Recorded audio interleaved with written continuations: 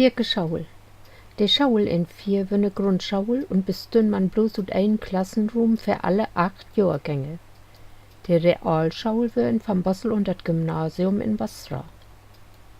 Tom meine Tiet het kein 4 Geschäule ne höhere Schaul besucht, oder die Kinder von usen Schommeste. Nur zu usen Klassenraum.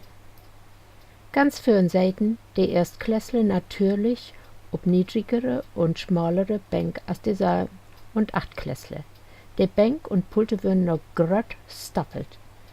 Unterrichtsbeginn wär für das 3. bis 8. Schuljahr in Winterklock 8 und in Sommerklock 7. Die 3. und 4. Klässler verläuten dann noch 2 oder 3 Stunden die Schule und dafür kaum 1. und 2. Schuljahr. Ich denk, ut Platznot werden die Jahrgänge so splittet. Us Schommeste Herr Hoppe wär ein wahrhaftiges Organisationstalent.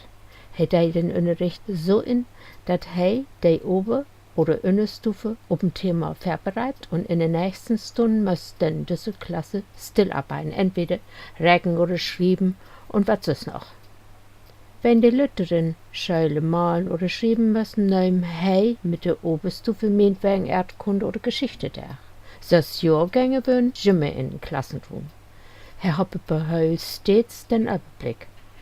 Mein bestes Fach wär sowieso Rechnen und Romlehre. Herr Hoppe vertellt mir auch mal, dass das Leben nicht bloß aus Rechnen und Romlehre bestünn. He ha auch ne Portion Humor. Helmut mög sich nicht so viel ut lehren, ha mehr handwerkliches Interesse. Von Tit zu Tit beobdrach Herr Hoppe Helmut, nen Zeigesdoktor besorgen während der Unterrichtszeit. Der Busch wär ja nicht weit.